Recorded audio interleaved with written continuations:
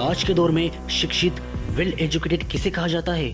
जिसके पास बड़ी डिग्रियां हो, सूट बूट पहनकर फर्राटेदार इंग्लिश बोलता हो, जो कॉरपोरेट दफ्तरों में 9 से 5 की शिफ्ट करता हो।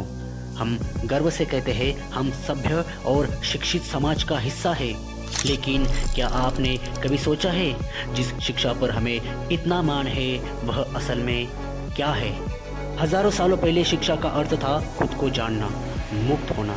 लेकिन कुछ सालों पहले एक ऐसी व्यवस्था का निर्माण किया गया जो अनजाने में नहीं बल्कि जानबूझकर रची गई थी। यहाँ पर एक ऐसा सिस्टमैटिक, कस्टमाइज एंड प्रीप्लान चक्रव्यूह बनाया गया, एक ऐसी प्रणाली बनाई गई। इस प्रणाली का उद्देश्य बुद्धिमान इंसान बनाना नहीं बल्कि एक ऐसा आज्ञाकारी कर्मचारी, वर्कर बनाना था। इस चक्रव्यूह को इतनी चतुराई से बनाया गया कि आपको पता भी न चले कि आप कैद हो। महाराष्ट्र के सातारा जिले में रहने वाले सुरेश की कहानी बहुत ही दिल दहलाने वाली है। गरीब घर में जन्मे सुरेश का मन पढ़ाई में बहुत अच्छा था। 12वीं में अच्छे मार्क्स लाने के बाद सुरेश के पिता ने सुरेश को बड़े शहर के बड़े स्कूल में पढ़ने के लिए भेज दिया। बड़े शहर के स्कूल की फीस तो ज़्यादा थी ही, लेकिन सुरेश पढ़ लिख कर अपने सारे सपने पूरे करेगा ये सोचकर वहाँ उसका दाखिला दिया गया। सुरेश अच्छे से पढ़ाई कर रहा था। यहाँ के स्कूल में सुरेश ने एक चीज़ नोटिस की, स्कूल में मार्क्स के नाम पर रेस लगी हुई है। तेज़ नहीं दौड़ोगे तो तुम्हें कोई कुचल कर आगे चला जाएगा, इसलिए भागते रहो, भागते रहो।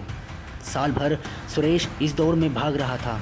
अपना ग्रेजुएशन ख़त्म होते ही जॉब की खोज में सुरेश घर से बाहर निकल पड़ा। ग्रेजुएशन और अच्छी पढ़ाई होने के बाद भी काम का कोई ठिकाना नहीं था। घर से बार बार कॉल आ रहे थे कि बेटा काम का क्या हुआ।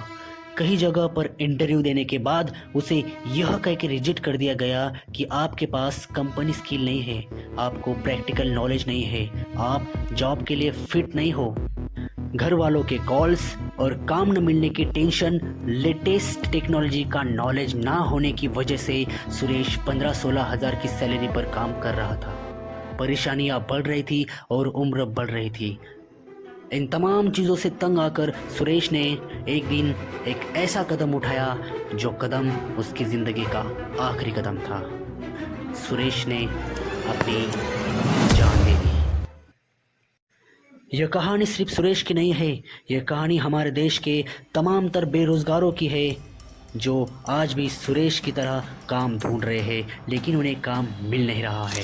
क्यों हमारे देश के पढ़े लिखे सुंदर पिचाई दूसरे देश में जाकर गूगल के सीईओ की जॉब करना पसंद करते हैं, लेकिन हमारे देश में रहकर खुद का, हमारे देश का गूगल बनाना नहीं चाहते? क्यों हमारे देश के ज़्यादातर युवा अपना देश छोड़ के दूसरे देश में जाकर जॉब करना पसंद करते हैं लेकिन अपने देश में रहना पसंद नहीं करते? और इनमें से ज़्यादातर जो बचते हैं वो बेरोज़गार होकर दर बदर भटकते रहते हैं। कई युवाओं की इच्छा न होते हुए भी खेती में काम करना शुरू कर दिया। कईयों ने चाय पानी पूरी का ठेला तो कईयों ने बेरोजगार के चक्कर में वड़ा पाव पकोड़े तलने शुरू कर दिए। 30-35 साल उम्र होने के बाद भी कोई बाप अपनी बेटी की शादी इन बेरोजगारों के साथ करना नहीं चाहता। क्यों न जाने ऐसे कितने क्यों है जो मजबूर करते हैं बेरोजगार बनने को, मजबूर कर देते हैं सुरेश जैसे मासूमों को मौत को गले लगाने को। और इतने सारे क्यों का असली कारण है हमारे पुराने ज़माने के एजुकेशन सिस्टम को फॉलो करना। शिक्षा प्रणाली एक ऐसी फैक्ट्री बन गई है जहां इंसानों को ट्रेन किया जाता है ताकि वो सिस्टम की उंगलियों पर नाचने वाली कठपुतलियां बन सके। हमें लगता है हम सफल हो गए हैं, लेकिन हकीकत में हम उस धागों से पूरी तरह से बंधे होते हैं। आज जिसे हम एजुकेशन कहते हैं वह असल में एक सिर्फ प्रोग्रामिंग है जो आपकी ओरिजिनलिटी को मार देती है।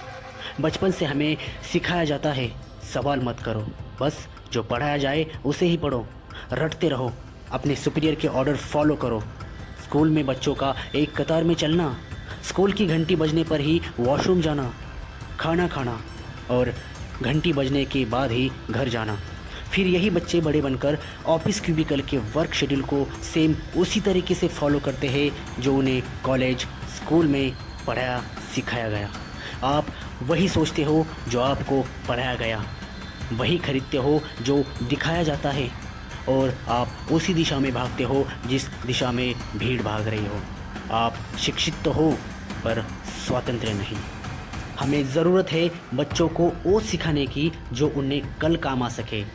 हमें स्कूल में sine theta plus cos theta, A square plus B square, pi by 2, Pythagoras जैसे अनगिनत फार्मूले और थ्योरम सिखाए गए, लेकिन इसका इस्तेमाल असल ज़िंदगी में कैसे करना है ये हमें सिखाया ही नहीं गया। इसलिए हमारे देश के एजुकेशन सिस्टम में ऐसे ऐसे बदलाव की सख्त ज़रूरत है जो आज के मार्केट के साथ compete करने के लिए हमें सक्षम कर सके। पुराने ज़माने के एजुकेशन सिस्टम को बेस मानकर आज के प्रेजेंट और भविष्य के बारे में सोचकर ऐसा एजुकेशन सिस्टम बनाया जाए जहां पर स्किल पर काम कराया जाए, फ्यूचर एंड लेटेस्ट टेक्नोलॉजी को सिखाया जाए, जिसका इस्तेमाल हम हमारे देश के और हमारे देश के युवाओं के भविष्य के लिए कर सकते हैं। सच में एजुकेशन एक ऐसा ब्रह्मास्त्र है जिसका इस्तेमाल करके आप पूरी दुनिया को बदल सकते हो, लेकिन हमें इस वक्त इस ब्रह्मास्त्र में कुछ बदलाव लाने होंगे, तभी जाकर हमारे यहाँ के बेरोजगारों को काम मिलेगा और सुरेश जैसे मासूमों को अपनी जान गंवानी नहीं पड़ेगी।